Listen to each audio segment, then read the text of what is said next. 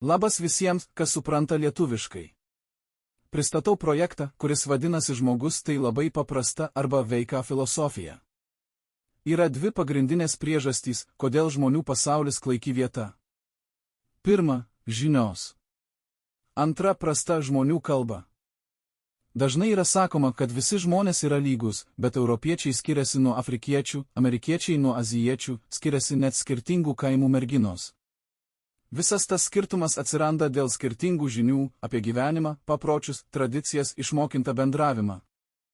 Gimdami mes neatsinešame informacijos, kuri padėtų mums susigaudyti gyvenime, kas yra gėris blogis, tiesa melas, laisvė vergovė ir suvokiame apie tai, tik galvoje sukauptų žinių dėka, kurios dažnai būna suformuotos neteisingai.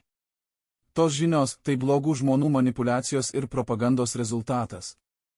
Dalis mūsų gyveno socializme ir tik taip įsivaizduoja teisingą gyvenimą, dabar kita karta gyvena kapitalizme ir tik tokį gyvenimą jie supranta teisingu.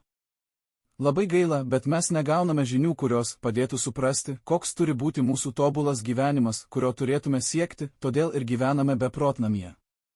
Antra priežastis - žmonių kalba. Pasaulyje yra kiek daugiau nei 7000 šnekamųjų kalbų, visas jas mokėti ir su visais žmonėmis susikalbėti yra neįmanoma ir nebūtina, mes gyvename pakankamai nedidelėje teritorijoje, kuri vadinama valstybė ir kurios žmonės dažniausiai kalba tą pačią kalbą. To turėtų pilnai pakakti lengvam bendravimui, bet kalbėdami tą pačią kalbą, dažnai nesusišnekame ir nesuprantame vienas kito. Tai todėl, kad mūsų kalboje daugybė beprasmių, bereikšmių, leidžiančių tuščiai plepėti ir galimybė vieniems manipuliuoti kitais, žodžių, laisvė, teisingumas, nepriklausomybė, demokratija, įstatymas, konstitucija ir tai sudarykim teisingų žodžių vadovėlį ir pasaulis pasikeis.